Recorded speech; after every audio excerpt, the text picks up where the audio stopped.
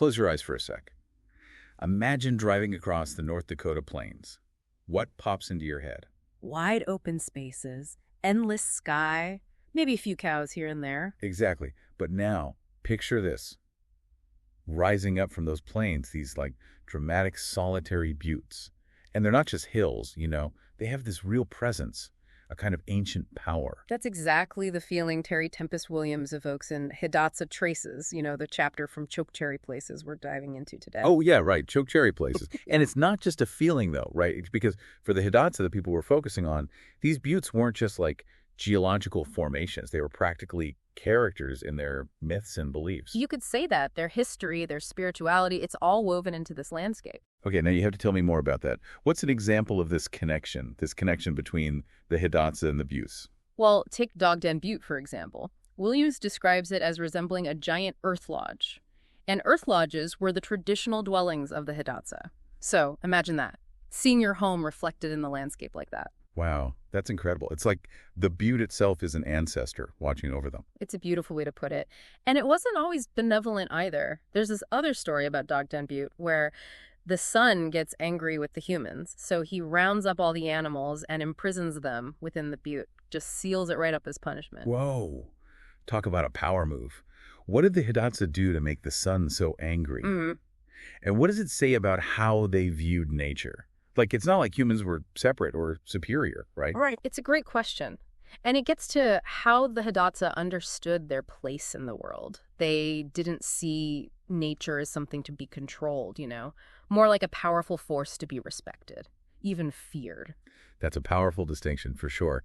And speaking of respect, Williams talks about how the buttes weren't just landmarks. They were like markers, defining the boundaries of their territory. And this is where the story of Raven Necklace comes in. Exactly. Raven Necklace was this young Hidatsa boy who was captured by a rival tribe. Oh, wow.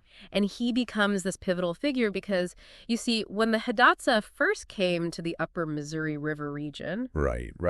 they needed to make sense of this new land they found themselves in, Yeah, it's a whole new world for them. New landscapes, new dangers, new spirits to appease. Exactly. So this is where Raven Necklace comes in. He was visited by this spirit owl.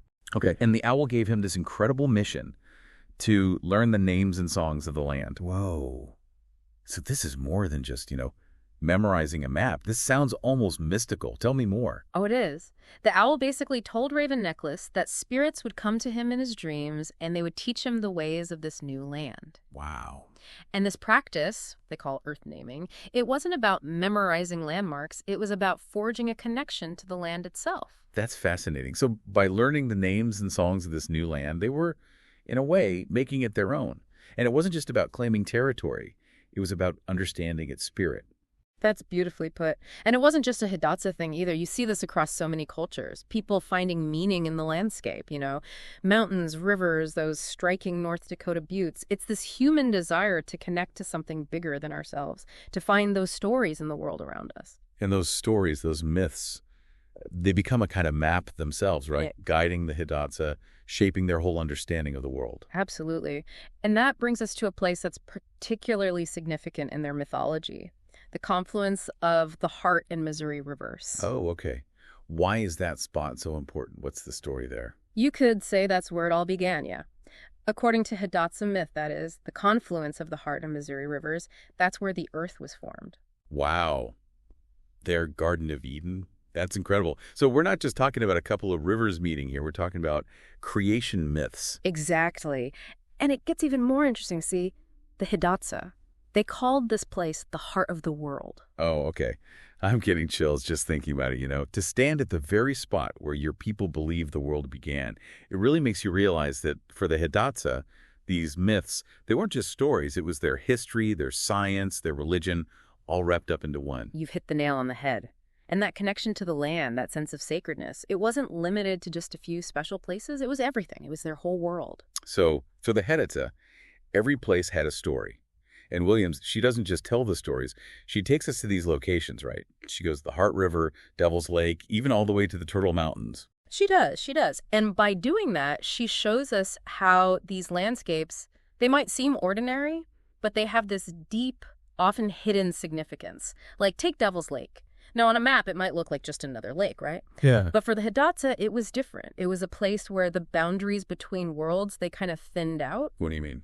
Well, see, in their mythology, Devil's Lake, not only was it the place where their people emerged from the underworld, but also, according to some elders at least, the place where the dead returned to reside. Imagine that. Wow. A thin veil between life and death. Exactly. No wonder Williams felt that weight, Oh, no. that sense of meaning when she visited. Absolutely, yeah. And it makes you realize that everything we see on the surface, it's just one layer, you know?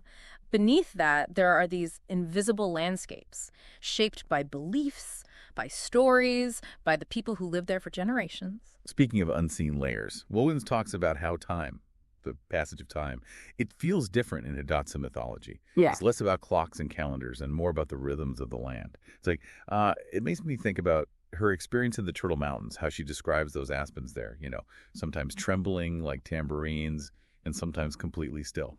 That's a beautiful connection you've made. You see, the Turtle Mountains, they were this place of refuge for the Hidatsa, a place of silence and reflection. And in that silence, you could really hear the whispers of the past, The echoes of generations. It's like a different sense of time, not hours or days, but seasons, generations, the pulse of the earth itself. It's a good reminder for us, don't you think, to slow down, listen to those whispers, to reconnect with those rhythms that we're so out of touch with. I couldn't agree more. And those whispers sometimes, well, they transform. They become teachings, like in the story of Grandfather Snake. Oh, yes, Grandfather Snake. Now, that's a story that stuck with me. This Hidatsa hero, he turns into a giant snake, right? Stretching across the entire Missouri River. That's the one. But it's more than just size. Although a snake that big, that's something else. Grandfather Snake, he becomes this source of knowledge. And he passes down wisdom, teachings, all through the tributaries of the Missouri. So even the smallest streams, the overlooked parts of the landscape, even those hold significance. It speaks to how interconnected everything is, don't you think? From the tiniest tributary all the way to the Missouri, it's all part of this larger whole. And that knowledge, it flows through everything, connecting past and present. Which makes it even more heartbreaking when Williams gets to Washburn. It's a town steeped in Hidatsa lore, a place where their stories, they literally come to life. But there's this feeling of disconnection, A forgetting, yeah. It's as if the town has moved on, paved over those stories with concrete. Like they're unaware of the history right there beneath their feet. It's sad, but it's something you see everywhere, isn't it? Progress at the cost of memory. We just build over the past, literally and figuratively. It's a tension we see again and again. It makes you wonder what we've lost in that forgetting. What stories have we sacrificed? It's a question worth asking. But Williams, she doesn't leave us in that despair, does she? She takes us to Singer Butte, which, if you remember the Hidatsa mythology, is where the spirits sang the world into being. Yes. Singer Butte. Powerful image, right? And it makes you think about language. Just as the spirits sang the world into being, the Hidatsa used language to shape their whole world. So to name something is to give it power, to remember it, keep it alive. That's a beautiful way to put it.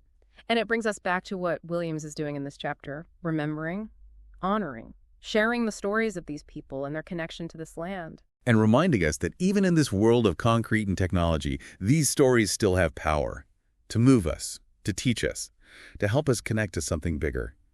Speaking of connection, Williams ends on a really thought-provoking note. The story of Lone Man. Lone Man, of course, yeah. The eternal seeker, always on a quest for understanding. And in this story, he finds what he's looking for in the most unexpected of places. A patch of wheatgrass and a grasshopper. He does. And it's a good reminder, isn't it? That the sacred, it's not always about these grand gestures, these big journeys. Sometimes those big revelations, they come from the simplest things. Exactly. A patch of wheatgrass. A grasshopper. And for Lone Man, these become his teachers, showing him that ancestral connection to the natural world. It really makes you wonder, what details in our lives, details we overlook every single day, what if those hold deeper meaning? What if we just don't know how to see it? The beauty of mythology, right?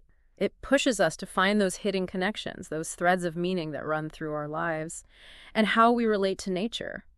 There's magic in the mundane if we just open ourselves to it. And that's what Williams does so well in Hidatsa Traces. This journey through the landscape, the stories in the earth itself, creation, survival, connection, and ultimately resilience. Even when those traces are fading, like in Washburn, the stories are still there. waiting. Exactly. And that brings us to you. What about your own Chokecherry Places? Those places where your story, your own personal history, intertwines with the landscape. We all have them. Those spots on the map that mean something. Your childhood home. Or a hiking trail. Even a busy city street. What are those places? The ones that hold a piece of your story. What about the landmarks? The natural wonders?